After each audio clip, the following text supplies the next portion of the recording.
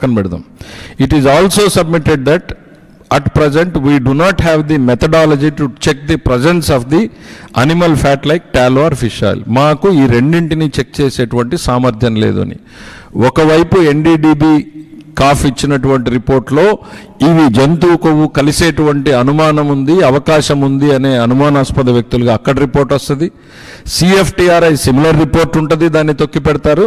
కానీ ఎన్డీఆర్ఐలో ఈ రిపోర్ట్ మాకు సామర్థ్యం లేదు ఈ పరీక్షలు చేసే అనేటువంటి వాళ్ళ రిపోర్టుని పట్టుకుని జగన్మోహన్ రెడ్డి గారు బయట మాట్లాడతారు.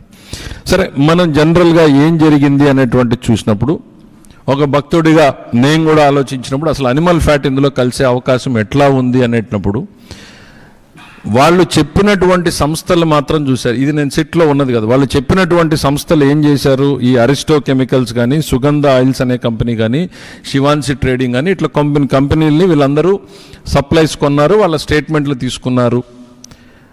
అయితే నేను కొంచెం ఇది పోయి అసలు ఏంటి ఎసిటిక్ యాసిడ్ ఈస్టర్స్ ఏంటి, మోనోగ్లిజరైడ్స్ ఏంటి, ఇవన్నీ చూసినప్పుడు వీటిని ఇంపోర్ట్ చేసుకున్నట్టుగా తెలిసింది.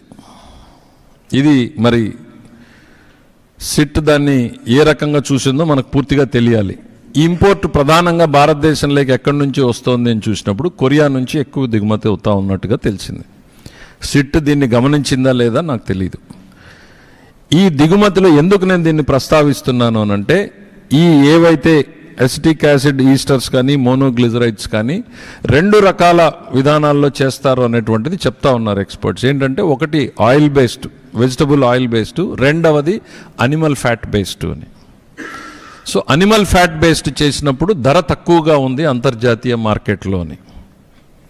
సో ఈ జరుగుతున్నటువంటి వ్యవహారాన్ని చూసినప్పుడు సిట్ ఈ కోణంలో చూసిందా లేదా అనేటువంటిది కూడా మనకు తెలియాల్సినటువంటి అవసరం ఉంది. ఇక్కడ నేరస్తులు ఎవరు అనేటువంటిది మనం చూసినప్పుడు వ్యూహాత్మకంగా ముందెళ్ళి మాట్లాడడము, దారికి రాని వాళ్ళని దారికి తెచ్చుకునేటువంటి ప్రయత్నం, దారికి వచ్చిన తర్వాత వాళ్ళ దారి సుగమం చేయడం కోసం నిబంధనలని సరళీకృతం చేసినటువంటి ఈఓ కావచ్చు, జేఈఓ కావచ్చు, చైర్మన్ కావచ్చు, వారికి సహకరించినటువంటి పర్చేజ్ కమిటీ సభ్యులు కావచ్చు, వీళ్ళందరూ కూడా ఈ కుట్రలో భాగస్వాములే, నేరస్తులే.